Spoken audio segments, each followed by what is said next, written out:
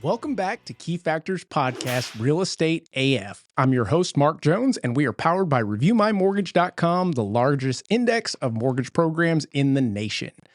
And on today's discussion, I brought along a friend that I actually started doing business with when I first got into the industry. A gentleman that is an avid Spurs fan and one of the youngest brokers in San Antonio. Someone that I very much respect. So without further ado, let me introduce Philip Becker. Becker, what's going on, man? What's up, Mark, man? Thank you for having me. Absolutely. It's been a long time coming to be here with you. And like you said, man, it's been great watching each other come up over the years. And seeing how we've all progressed. Real quick, I want to throw up a picture for the folks out there. JC, if you can reference that bad boy real quick. How about that? Talk about young, huh? We did age pretty well. I agree. Especially Skelton. Yeah, man. I agree. All right. So on today's discussion, I want to talk about you, Philip. I mean, it's been a journey, man.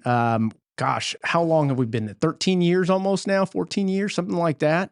I got in the business in 2012. And when I had jumped into the industry, I met up with James Cardenas. Shout out, James. And he introduced me to you, up and coming rising broker.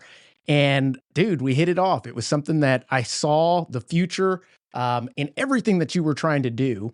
And it impressed the heck out of me. You had an amazing group. And I think the purpose and what you guys were building was something that was far ahead of everybody else, in my opinion. So if you could, I mean, tell us about that journey. I mean, briefly, I'm sure there's folks out there that maybe don't know who Philip Becker is. But if you could kind of just summarize, the in the beginning piece of that, and then we'll dive into it. I mean, shame on them if they don't know. But no, I mean, I guess the gist of it, Mark, is I'm a really bad employee. Okay. So let's start right there. You never would want to hire me to work for you. Yeah. And so because of that, it kind of bred entrepreneurship. I've done a number of different things before real estate, but was always interested in real estate. Yeah. And I was bored playing poker with some friends one night in summer of 2009. Holy cow. And they said, hey, let's go take our classes at Sabor and see if we want to become realtors. I was like, let's do it, man. So I'm going to give them a shout out. It was Max Woodward and Daniel Paley. Okay. Daniel still owns Paley Realty to this day. And the three of us got together, our second class in at Sabor. We said, man, we don't want to work for another broker. What's with this 50-50 split that we keep hearing about? And we want to kind of do our own thing. So we put our three last names together and came up with Woodpecker Realty. That is awesome. Yeah. And the slogan was Opportunity Knocks. And I mean, we made business cards and like put together a business plan. And we went back to one of the teachers at the board that was also a broker. Okay. And we're like, hey, like, here's our plan. You know, we had a binder together. We're like, we want to start a brokerage. Yeah. Will you sponsor us? And he laughed and he said, no, I won't. But he said, no. He said, I know this other lady. Her name's Linda Stellato. Okay. Also a broker at the time and an instructor at Sabor. And he goes, why don't you take her to lunch? And by the way, change the name before you talk to her. So we decided to call it Keystone Realtors. We got a new logo, blah, blah, blah. Had lunch with her. She also laughed. And she said, Philip, you, Daniel, and Max, you don't have the real estate experience or the business experience to do well. You're going to crash and burn. Wow. You should sign on with me. For 2 years, I will teach you all of the things that will make you successful, and you'll pay me a 50-50 split. She had no other agents, no office, no infrastructure, but we hadn't talked to anyone else. Right. Dan and Max both decided that I was crazy and jumped ship and signed on with her. Wow. I changed the name to Becker Properties and went back to the first guy that laughed with us. Yeah, so when you drop Woodpecker Properties, it's just Becker. It's just Becker. Yeah, we could have called it Pecker, but you know, that hasn't served me too well. No. So anyway, we went back to the first guy and I said, look, Keith, shout out to Keith Gideon. I said, I'm doing this with or without you, and it's going to be successful with or without you. Do you want to hop on board? And he said, Philip, I would have always done it with just you. That's awesome. So that's kind of how it started. November 2nd, 2009, Becker Properties had its first day as a licensed brokerage in the state of Texas. Yeah, man. And you were someone that Um, practiced what you preached. And I thought that that was the best way to mentor the group that you were bringing on as they were coming up. And being a part of that, I mean, you guys, it was like a family. I mean, truly everything that you did was family oriented. You guys had from Margarita Monday to all of the events that you had at your office. And it didn't matter if anybody else showed up. Your agents were there and y'all were having a good time and celebrating your wins and continuing to provide them with value. And I thought that was just so forward thinking at the time because I didn't obviously new in the business, hadn't seen anything like that. Well, I think a really important thing that we all know, but we sometimes forget is that iron sharpens iron. Yeah. And, you know, because I didn't work somewhere else, I didn't have a clue what to do. Right. But on the positive side, I didn't have any bad habits. True. Either. True. That's a good point. So I learned like from getting involved with YPN at Sabor when it first started, I learned from all these different young realtors at all the different companies what I liked and what I didn't like, and kind of put that together to make Becker Properties. Yeah. And we really care about the people, not just our clients and our agents, but also the community. And we've always been that way. That's right. And I think that, like you said, it served us well. So you mentioned YPN, and I remember you were on the board of Sabor, I think one of the youngest on the board as well. Is that right? I was. I think I started on the board of directors at Sabor in 2012. Right. That was right when I got in the business, May of 2012. That's right. So yeah, I don't know. They must have not had too many people apply that year. But no, man, YPN really helped me quite a bit, you know, and in 2016, I was the national chair of YPN for NAR, which that changed my career. I mean, I get still over $300,000 a year in referral business just from other agents because I was involved at NAR. That makes sense. Now, question on that. What were some of the duties? And I'm sure there's folks out there that are wondering, man, I'd like to be a part of something like that. And they still can be.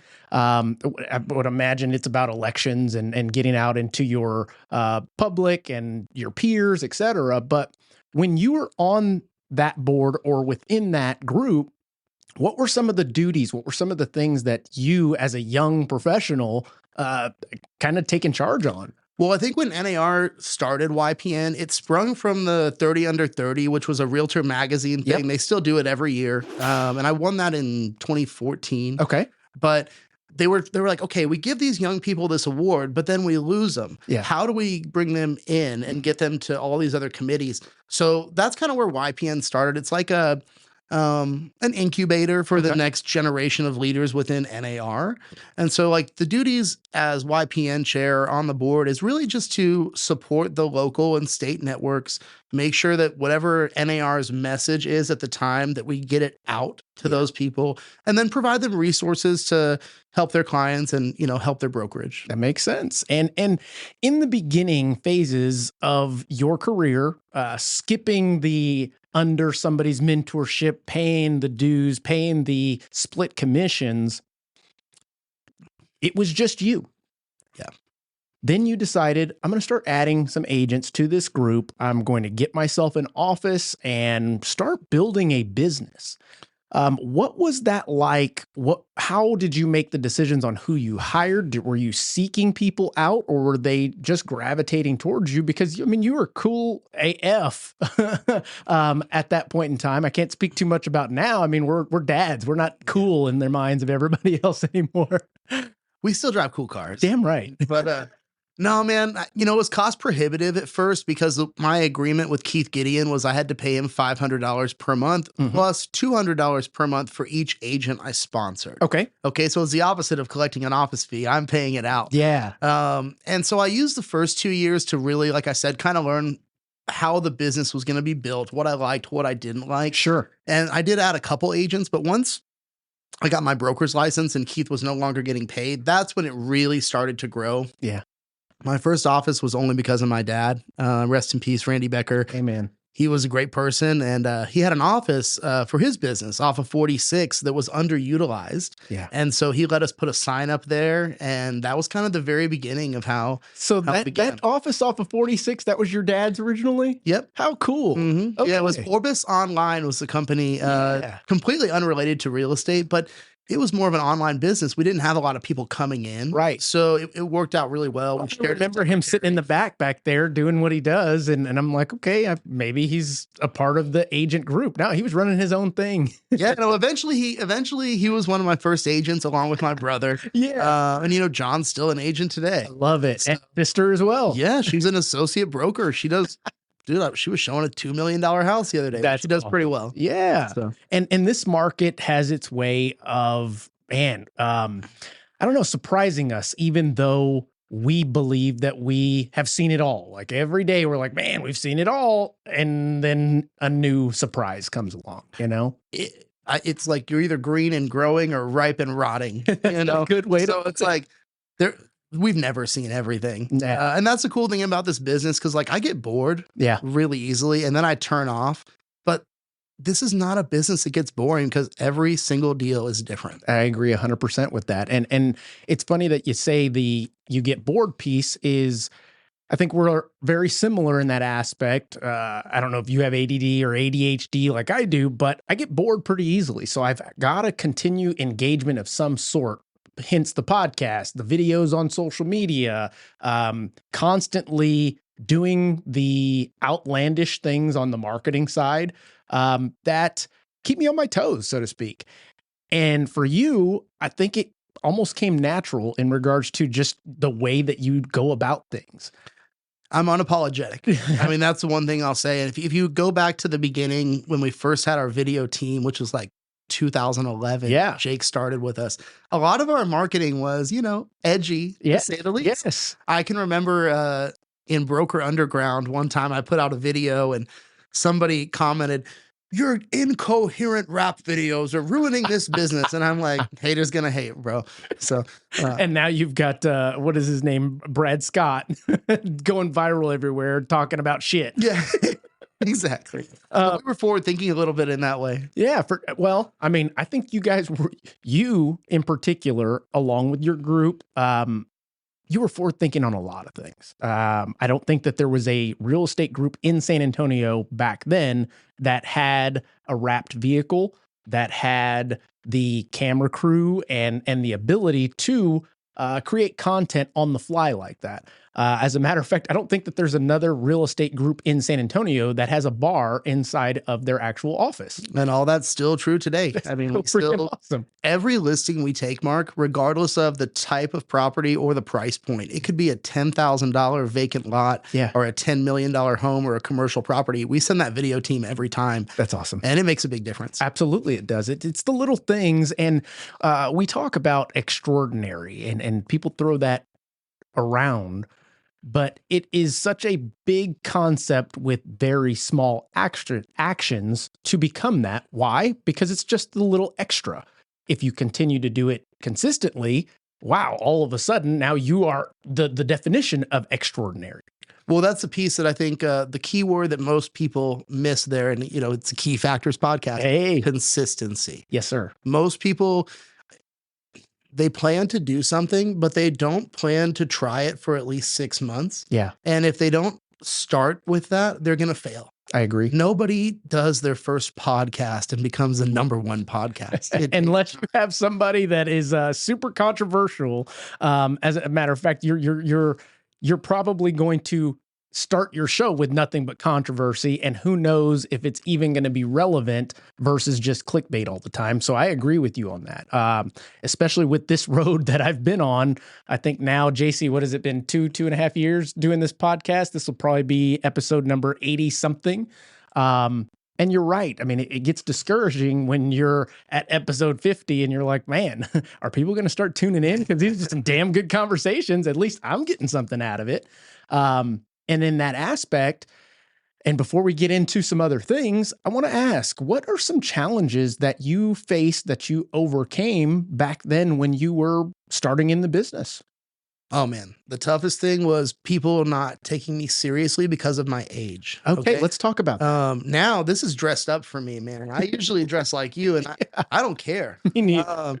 But I used to have to wear a suit every day. I remember a suit with boots. Yep. As a matter of fact, I remember, and I'm not going to say this agent's name. I don't even know if they're still in the business, but I remember we walked out of a SABOR meeting on the board of directors one day, and she said, "Hey, Philip, the 80s called. They want their corduroy back." And I said, I thought to myself, bitch, this is all I can afford right now. Right. That's true.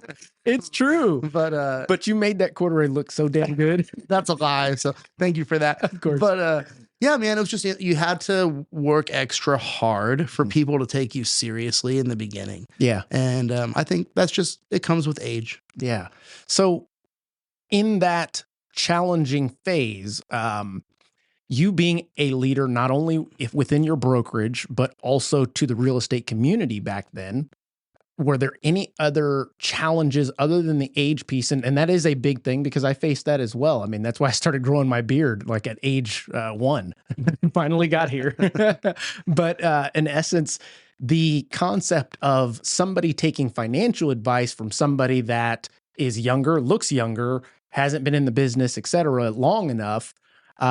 Same aspect with you. You're advising folks right away out the get-go on listing prices, on what they should do in order to get it sold quickly, in addition to buyers and how to advise them the right way, the do's and don'ts, going through inspection reports, how to read appraisals. All of those things were just thrown at you because, let's face it, as a realtor / I'm the owner of the company right now, yeah, you had Keith at first to go to, but at the end of the day, I'm sure he was like, dude, figure it out. Yeah, and you're right. He really didn't help that much. Sure. Not that he didn't have the knowledge. He was just kind of like, good luck. That's you know? right. And that served me well. I'm glad that he did that.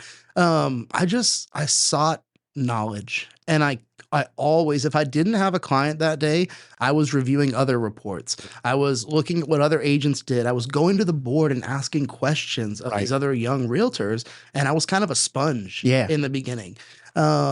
And so, you know, a little bit of it's fake it till you make it. Yeah. But also when you're dealing with the largest purchase or sale of someone's life, you can't really fake it. You have to know what you're doing. That is very true. And I think maybe it was Aristotle or one of the philosophers basically says that we as humans are inherently, we're inherently like we are intended to seek knowledge. It is just something inherently in us that we are constantly wanting to seek knowledge. Curiosity. Yes. What is that? How does that work? We're going to constantly have that within us. And there's a big separation in those that allow those things to just go unknown versus those that no matter what, I'm going to find out so that I am a better person. I'm a better leader. I'm a better realtor, broker, et cetera. And you being one of those, what was the concept of making sure, what was the fire that kept you going in those instances when it was like, damn, I failed again. Now what? I mean, I'll talk about my dad one more time because he was an employee. You know, he served 20 years in the military and he came up a lot for who he was and the adversity he faced. But he also kind of thought that I needed to follow in his footsteps more in a way. So when I first started my entrepreneurship journey and I wasn't very successful in the beginning before real estate, you know, he kept trying to push me back to a normal career. Yeah. And I remember when I hired Jake, who's still today the director of our video team. And I had to choose whether to pay Jake or to pay my rent at my office at the time where I lived in the back of the office with my dog. Wow. And I would bounce checks so that I could pay Jake. Sure. And my dad was like, Philip, you know, you can't afford this. Like, and I was like, Dad, I'm on the cusp. I'm going to keep going. I'm going to keep moving. And man, there were some tough years. As a matter of fact, there's probably an agent or two that worked for me at one point during my career that people I still love that don't work for me because I bounced a check to them. Yeah. We were 2 or 3 years in and we didn't have, that's the thing, we didn't have financial backing. Correct. You know what I mean? Like we didn't have that. And so people believe that as a broker, number one, you have all this money, and number two, you make all this money. And in all honesty, brokers don't make a ton of money. They're taking a ton of liability to get to an end goal eventually. I mean, and I think most brokers are very forward thinking in that aspect, but they've got to bring the value. They've got to consistently bring the value, even when you're not winning. Right. you know? Well, I want to make that clear. Even to this day, like I don't get rich because I'm a real estate broker. Right. That's not what pays my bills. I think the main reason that obviously the perks are there, like the bar and the office. Of course.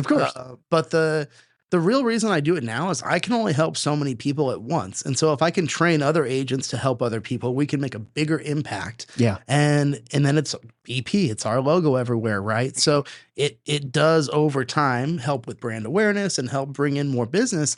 But the main thing is really just to serve more people and to help others be successful. And so, man, some years on a good year, maybe I make 100,000 because I own the brokerage, right? You know, which is a seventh of what I make selling real estate. So I agree with you. Brokers don't necessarily get rich, especially in a business model where you actually provide a lot of stuff to your agents on a smaller scale. Yeah, no, like a nationwide brokerage, it's easier to provide things to everyone. Yeah, you got more revenue flowing in. You've got more resources. Maybe you didn't actually start it. You inherited something and you've got what somebody else built in their platform that you're leveraging. No problem to anybody. I mean, I'm not taking anything away from anyone. Right. But I'm talking grassroots right here, you know? And that's something that there are plenty of folks out there that maybe want to do something like that. But I'll ask you, is it too late for someone to start something like that in this market, this day and age, with all of the things that we have upon us? I would say absolutely not. I think this industry has been ripe for disruption for years. And now we're seeing it happen. Absolutely. The value of the board of realtors and the MLS is waning. Yes. And so there's opportunity for other trailblazers to come up with new models that will make a splash. Yeah, I like that. And I like the word that you use is disruptor. I've been described as a disruptor in our industry for many years. And it's one of those things that when people ask me why, because it's necessary. It's necessary. Change is inevitable. So why not be the change? And as long as you are doing it intentionally and with good intentions, being number one, I don't see any problem with it. They're the trailblazers. They're the ones that lead the way and fail more than most to get to where they're trying to go. But it's for the better good of everybody, not just for themselves. Right. I mean, that is definitely apparent with you.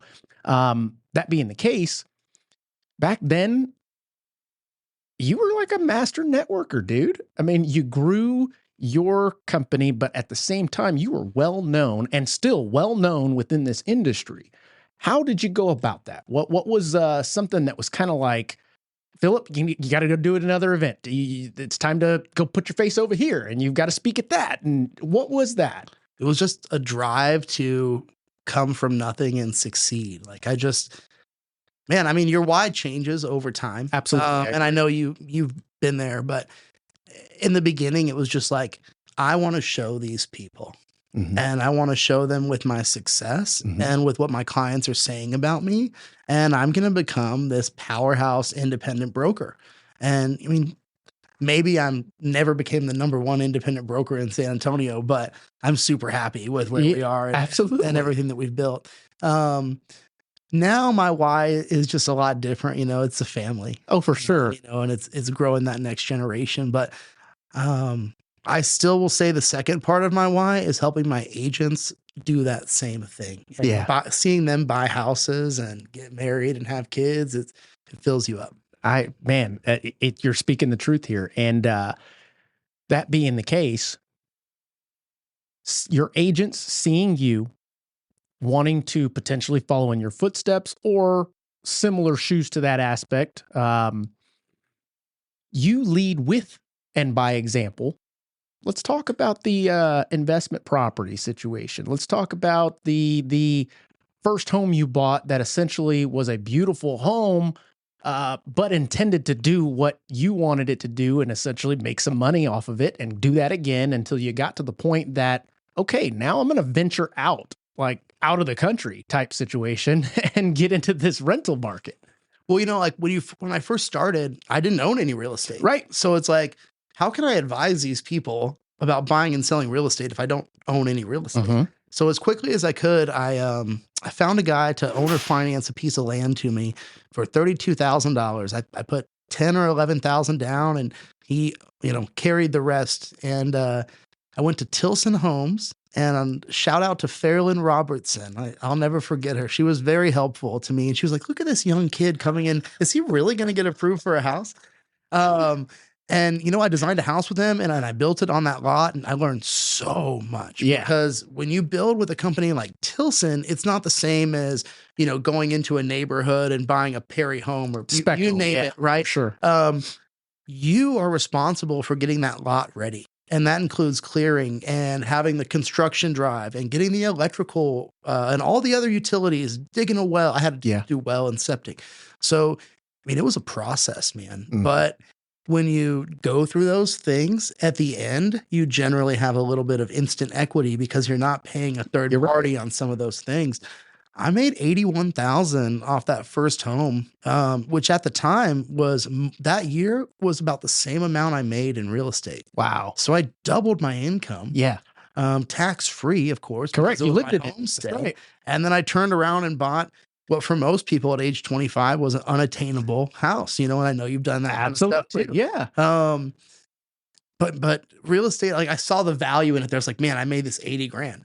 Well, when I was buying that house, the second house, I happened to take vacation with a buddy of mine to the Virgin Islands. And we're checking in at this little Airbnb we rented, and there's a realtor standing in the front office getting a key.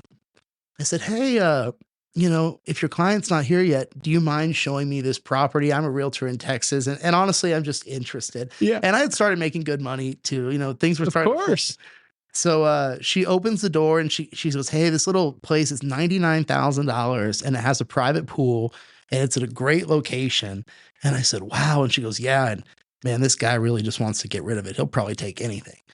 And I was like, "Wow, this is how they do business down here." So I went out and celebrated with my buddy Jared that night. And the next day I offered him $59,000 cash and they took it. Wow. And I've owned that for 10 years. Yeah, now, man. dude. And VRBO done a great job. It's a beautiful place. And at that time, were you worried that maybe this isn't mine? I'm giving him this cash and shit, it's not the same as it is back home. It was definitely buyer beware. Yeah, I mean, at the I've time, considered buying in Mexico, Cabo, stuff like that. I'm still like, I don't know. well, keep in mind, this is the U.S. Virgin Right. Islands. So the plus was like I had a title policy issued by First American Title. Yeah. Okay, but they didn't have buyer agency down there. And they do kind of now. Right. But it's not the same as it is here. So it's kind of like everyone's either representing the seller or a sub-agent of the seller. Mm-hmm. I hired an attorney. And if it wasn't for that attorney, man, it would have been crazy because the guy that actually sold the property to me with no mortgage walked with less than $10,000 at closing when I paid 59 cash. Oh, And that's because 2 deeds that were not properly recorded came out of the woodwork. wow. That's the janky kind of that happens down there. And I'm sure he was, I mean, obviously it's the seller at the end of the day. It's my property now, but I'm sure that's tough for someone like that that's owning this cool property. And like the agent told you, I'm sure he'll take anything. He probably thought he was going to make some money. Yeah. Well, either way, I would have had that title policy, right? Yeah, Those didn't protect come it. out, Mhm. but it would have only protected me for $59,000. Mm-hmm. This property is worth closer to 500 now and brings in $75K a year in rentals. And by the way, I would never sell it. Ever. Boom. By the way. It makes good money. It pays my mortgage on my $1 million house here. Yeah. And you also get to use it when you want it. I love using it. Absolutely. Yeah.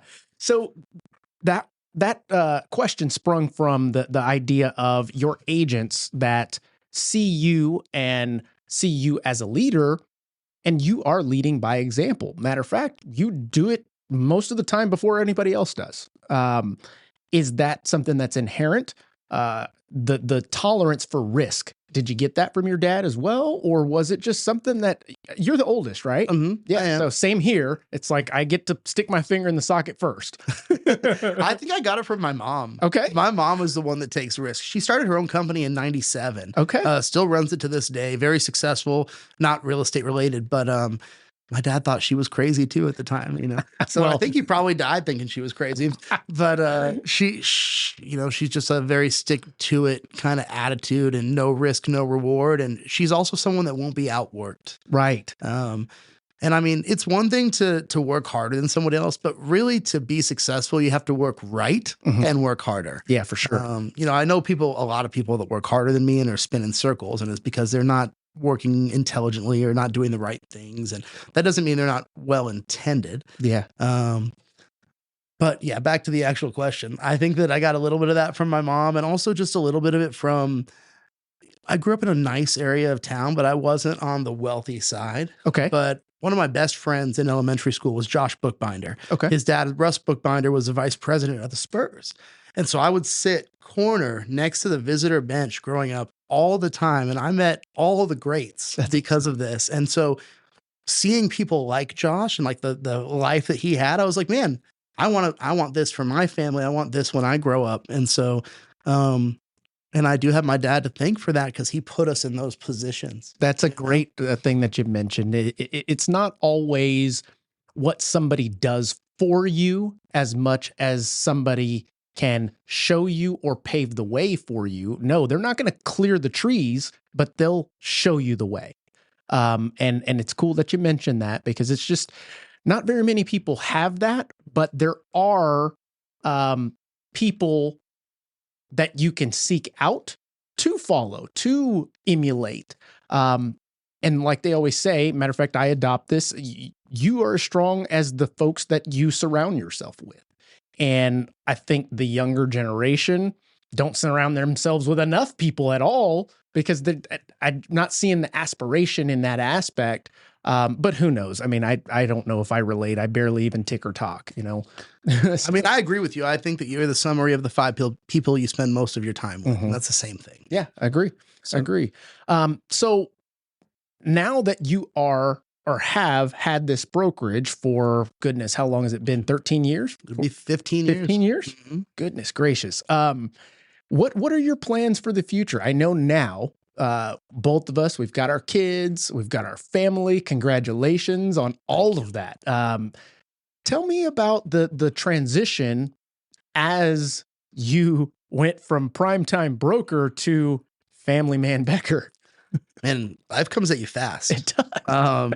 You know, let's see, 2 years ago, I didn't have a single kid. Mm-hmm. Now, tomorrow, we're celebrating the twins' second birthday, and I've got a 3-week-old. It's awesome. It's awesome, but it does happen fast. Oh, yeah. About 9.5, 10 months. Yeah, exactly. Man, I think the core of who you are doesn't really change and like what your goals are. It's just who you're preaching to and where you choose to spend your time. I think every day opportunity costs is a big thing. It's a real thing, right? Every time you make a decision, well, there was a cost of another decision you could have made. Mm-hmm. And time is our most valuable asset and we never get it back. So for me, I'm spending more time with my family and my kids. And that doesn't mean that I'm not slanging real estate. Of course. It just means that I'm prioritizing time with them and my perfect client. Every year I write down who my perfect client is. That's a great practice. It's part of like business planning for the next year. And that's changed a little bit. Now my perfect client is somebody that can go look at homes during the week and doesn't want to look at real estate during the weekend. Does that mean I look at houses on the weekend? Sure. Yeah. But that's not my perfect client. Right. Because I want my weekends to my family and that's worth so much more to me than money. Right. And I think that by you saying that, it reminds me to talk about the folks that want that life, want that prioritization, but have not yet put in the work to have that, in my opinion. You have to put the work in. I mean, it's not something that, now, if I were to ask you, hey, Philip, if you started off day one and immediately started your family alongside the brokerage, something was going to break. Something was going to give. With you, it's almost as if you followed this path that led to the next thing that allowed you or opened the gate to say, okay, now you're ready for this. I mean, it's like the movie Scarface. Ooh, I like that. First, you get the money, and you get the power. And I'll let you finish it. But no, I mean, you have to have your priorities in line. And that doesn't mean that you shouldn't start a family whenever the time's right. Sure. Okay. But for me, I just knew what I wanted to provide my family. And Yeah. I knew that I wasn't in a place to provide that when I first started. So my wife, Krista, and I were thankful. We talk about this a lot. We're thankful every day that we waited till later in life to start our family because, man, with the twins, like we had to pay for help. That's right. You know, like we just had to. And we wouldn't have been able to do that. We would have struggled. Yeah. And, you know, these kids, they eat really well. They go to a really nice school. You know, they're fly. You should see the way they dress, bro. They dress nicer than us for sure. That's awesome. But again, it's funny because if you would have asked me this 6 years ago, Yeah. it would have been a completely different. I'm sure. I'd say, you want to catch a plane to the VI right now? Let's go. Let's go. So, Man, that's cool. So with your family life, is it tough to manage that at this point in time?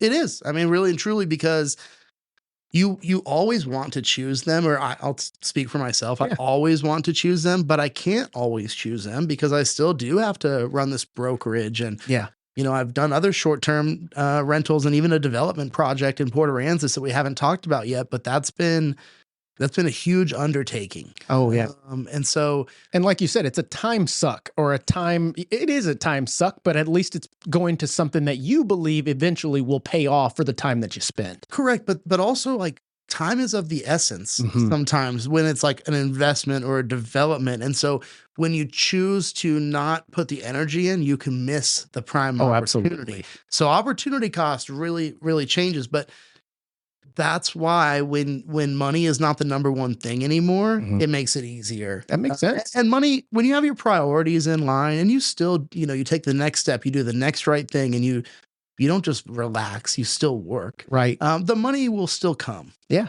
that's very true. And setting up things that will continue to pay the residual is not a bad way to go about this life. No, that's a great way. Residual income is the name of the game, man. I mean, if not, then we're going to always trade our time for money for our entire lives. Man, that's a big concept right there. Because time is the killer of all deals, in essence. Mhm. And that concept of time in itself. Matter of fact, I posted something yesterday saying time is the most valuable asset. Yes or no type concept. And I maybe got a couple that said no. I didn't respond to them, Mhm. but I look at it and I go, ooh, I should probably unfriend you. No, but at the end of the day, it is more valuable than love, more valuable than money, more valuable than trees. Why? Because if you don't have the time, you can't spend any of it at the end of the day. Right. Um, And that's where health comes. Health is important too. yeah. So balance in life, you know, that's one thing. That's another thing that I've learned over time is that you have to take care of yourself first, and you have to make sure that your cup's full, because if not, you can't fill other people's cup. That's a great point. Absolutely. And the concept or philosophy of that in itself, I think most people out there may or may not understand, because there's a lot of folks out there preaching that and still preaching that you've got to have balance. You got to have balance. I'm one that believes in a different type of balance. It's called prioritization. Mhm. And if my priority is to get this project done, then hey, for this week, family's got to sit on the back burner. Now we're switching weeks and this is no longer the priority. I can prioritize my family up front. When you're 100% right there. And I think some people, when they hear it's about balance, they take it as like every day I have to have balance. And Right. that's nonsense. You're trying to achieve an unattainable goal. Right. And time blocking is important. Yeah. I also think putting life on the calendar first is really, really important. Like Yeah. if there's something important to your family or one of your kids, that goes on the calendar first and you work around everything else. Absolutely. But you don't get big stuff done without putting in the hours and putting in the time. That's so true. That is so true.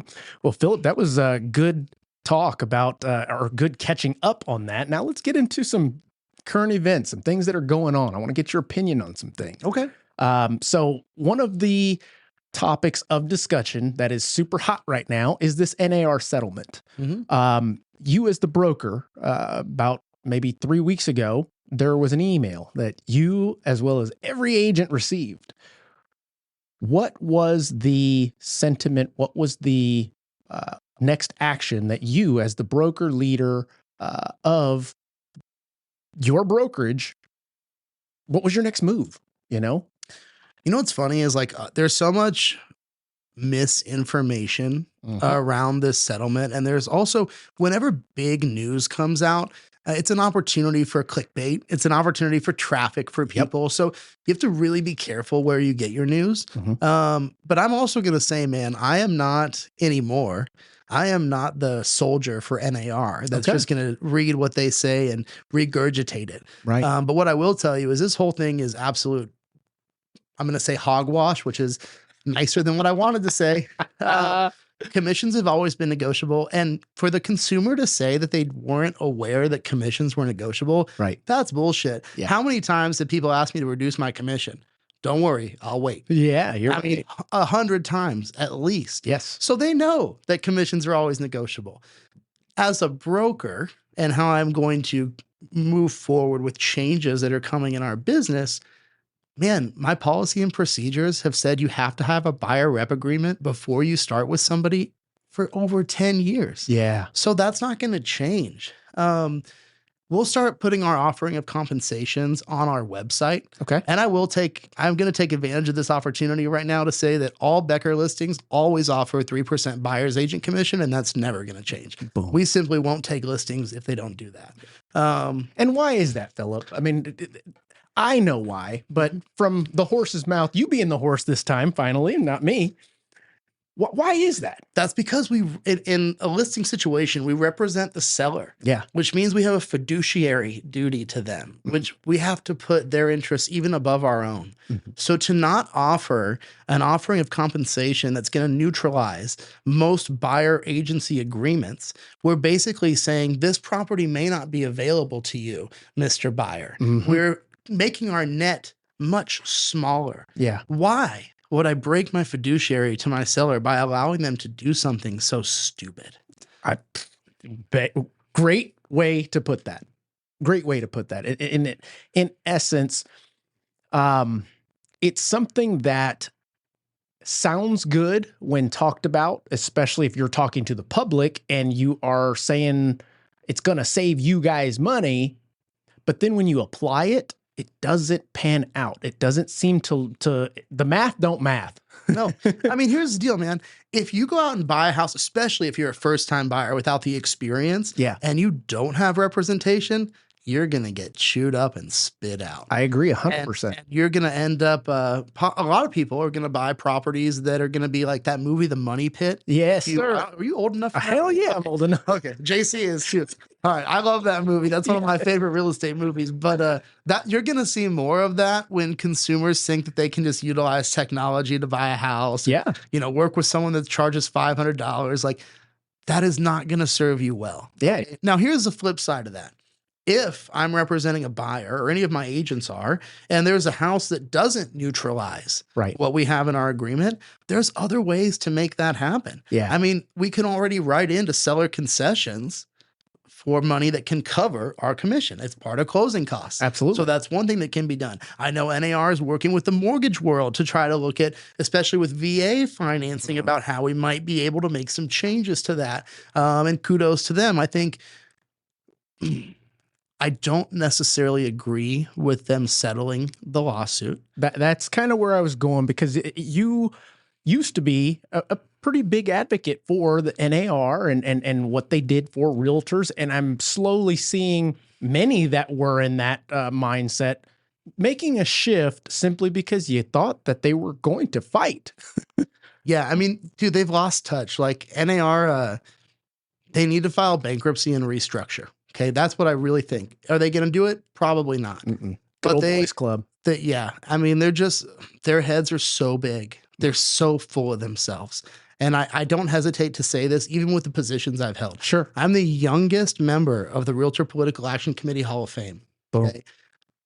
But they're so pompous and not willing to look at what really will serve the members, in my opinion. Yeah. And they should have fought. I agree. I do agree with that. There's a clip, if I can find it. And I want to get your feedback on this. Let's see here. I'll probably edit this little piece out, but we've got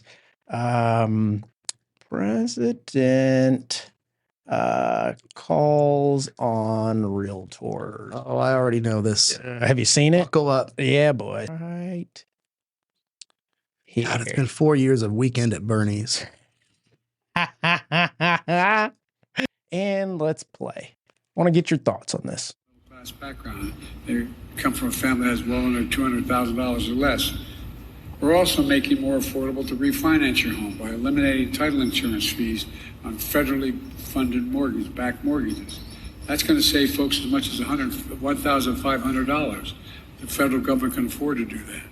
In addition, last week, the National Association of Realtors agreed for the first time that Americans can negotiate lower commissions when they buy or sell their home.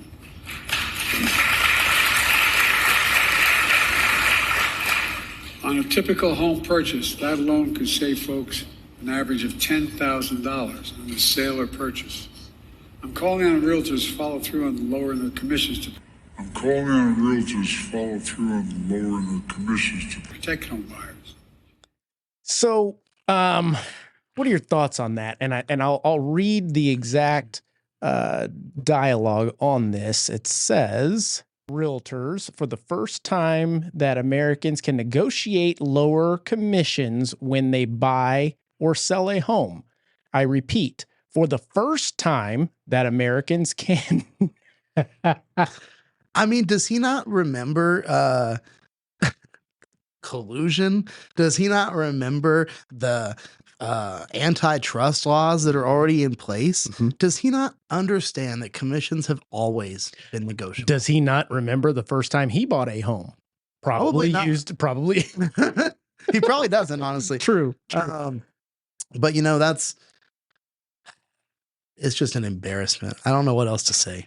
It's absolutely not accurate. Right. If anything, it will harm consumers in the United States. And I just can't understand making the biggest investment of your life without adequate representation. Yeah. Yeah. So this whole speech and what he's trying or attempting to do here is to solve the affordability issue in America. And I'm just not seeing how real estate commissions, 3%. Maybe we should stop printing money. Maybe we should stop increasing the national debt ceiling. Maybe we should get inflation under control. Mm-hmm. Maybe some of those things might actually help instead of singling out one industry just because you've done a really poor job governing this nation. There you go. I mean, I was doing some research yesterday and I stumbled upon a report that showed the profit after tax that corporations have made throughout the years. Now, mind you, ever since Reagan, corporations have always made positive revenue or positive profits after tax, including Obama, including Trump. But when Biden took office, corporate income profits almost tripled. And it's got the chart and you see it and it's like through the roof. And I guess the funniest thing about this is the inflation that we're seeing right now, 53% of it is due to corporate profits, straight up. So essentially, things are being raised like your food at a restaurant or your, let's say, stuff that you go and buy at the store. Mm-hmm. But it doesn't cost them more to get whatever it is that they're selling. It doesn't cost them more to sell whatever it is that they're selling. And we're simply participating in this idea of false inflation, fake inflation. What are your thoughts on that? Honestly, man, I think that small businesses have taken a really big hit in this country. I think COVID, was kind of the beginning of that. Mm-hmm. And I think when we stop supporting small businesses on every industry, every aspect, Mm-hmm. all we're doing is feeding that bigger corporate machine that obviously doesn't care about the consumer. It cares about profits. Yeah. So I really think we need to kind of get back to that, working together and supporting other people that are trying to get ahead. Mhm. And as convenient as Amazon is, I mean, my wife probably has made 3 Amazon purchases since I've been sitting here with you, because Yeah. it's always Prime Day in my I can house. see it on the ring doorbell. There they are again. But yeah, man, if we could find a way to sacrifice a little bit of convenience to help each other out, I bet you it would go a long way. And mind you, ladies and gentlemen listening, this is coming from 2 people that are absolutely devoted to capitalism. But at the same time, we're not here to take advantage of people. We want to do it the right way. We want everyone to win. So when we bring up the idea of affordable housing and the solutions that we possibly can bring to the table, I mean, it comes from a good place. We want to see everybody win. What is your idea, or maybe some ideas on how to solve the affordability issue, let's say directly in San Antonio, or is there an affordability issue? There is. I mean, when I got my license in 2009, the median cost of a home in San Antonio was around 170,000. Mm-hmm. That number is more than doubled in 14 years. So, and then let's compare that to wages where they were in 2009 versus where they are now. It hasn't kept up. No way. So we've got to bring better paying jobs into San Antonio and more of them. A lot of the jobs that we're bringing in, we can tout, the mayor loves to tout about how many jobs are coming in, but they're not high paying jobs. I agree. And we need a little bit better educated workforce as well. Mm-hmm. We also need to focus on some of the trade schools, because there's a lot of people that can do well and succeed going to the trade school route. Like, I didn't graduate college. Same here. I'm not, again, because I'm a bad employee, I don't conform. So it made me a bad student. Mm-hmm. I remember, I'm going to get off on a tangent real quick. Go ahead. But I was taking a business, what was it? Social and ethical issues in business at UTSA. The professor was Consuelo Ramirez. And I think she's got a lot of promotions since then. But I remember showing up in class on the last day, and I had gotten an A on all the tests and all the projects. And I looked online and I had a D in the class. So I went up to her and I said, "Hey, why do I have a D, in this class? Here's all my scores." And she goes, "Oh, well, you didn't attend most of the time." And D stands for didn't attend. And I'm like, "What?" I'm like, "I'm paying you. Right. If I don't want to attend and I can get an A on everything, then I should get an A." She goes, "No, you really need to be here for this class, so you're getting a D." And I said, "All right, peace out, UTSA." And that was my last college class. But I do think that college isn't for everyone, but that doesn't mean that those people aren't still seeking out knowledge and can't become successful. And so like, real estate's one of those things. Mortgage could be one of those things. There's a lot of professional licenses that you don't need. Oh, plumbers, electricians, right? All HVAC, of the dude, my plumber kills it. Absolutely. I mean, sometimes I feel like I need to start working for him. So the discussion we're having almost reminds me of, have you seen the new South Park multiverse? I do love South Park. I love the real estate one, but dude, with 3 little kids, like by the time they all go to bed, like my wife and I don't even want to talk to each other. We're just like, bye. Bed. Yeah. So the idea behind what they were trying to portray, which they did a great job of it, is they always do.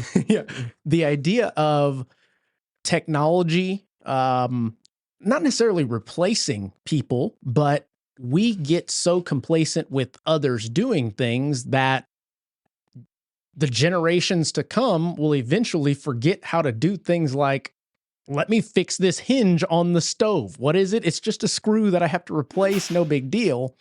So he's got to call the handyman, which apparently in all of the United States, the men that normally would just fix it are having the same issues. Therefore, all the handymen now become the richest in the United States. Why? Because nobody knows how to do shit. Yeah, I mean, it's like that movie Idiocracy. Oh my God. We're living in it. We are literally living in it. How forward-thinking was that movie? Scary. It was scary. Minus the buff president. Well, one of my favorite shirts is, I have a shirt that says "Make Orwell Fiction Again." Yeah. And that's really and truly unfortunate. JC loved that. It's unfortunate, but it's true. Yes, it is true. Yeah, man. It's just, I don't want to be all doom and gloom on this stuff, because there is plenty of good. And For sure. in my opinion, when you see changes happening, we'll call it the NAR settlement, is going to breed change. The elections is going to breed change. The affordability issues is going to breed change.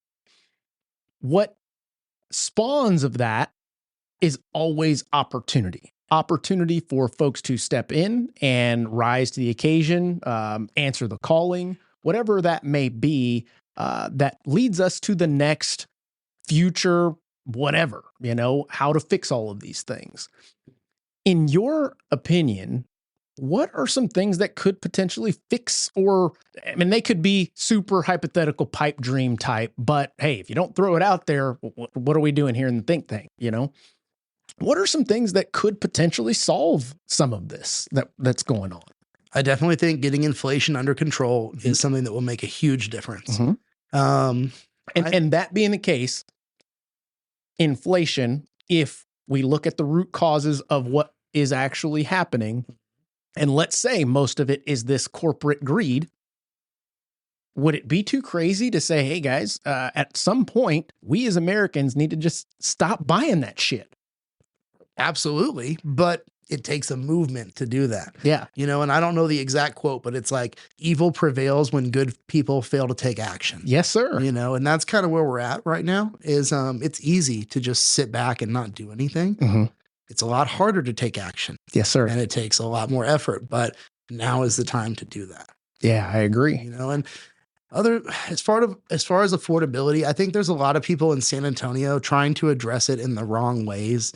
And again, when you look at it, it's these major corporations. It's true. I'm not going to say no, we don't need to name builders, right? But there's some builders that are coming in, and how are they addressing affordability? Well, they're building a worse product. They're building a small product that doesn't give a family an opportunity to grow. Right. They're building a product that, God forbid, a home inspector looks at it. I mean, it gets worse every year. The framing packages that I see, and they use all these engineered trusses. Half of them, they arrive off the truck damaged, but they still slap them up, and it's within their performance standards. Yeah.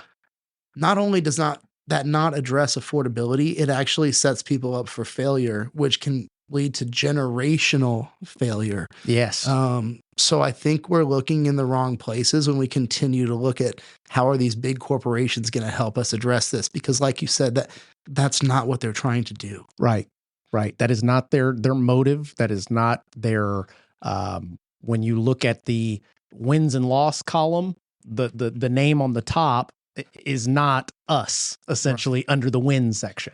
And that's why I think also like who you work with has always mattered, but who you work with is going to matter more and more.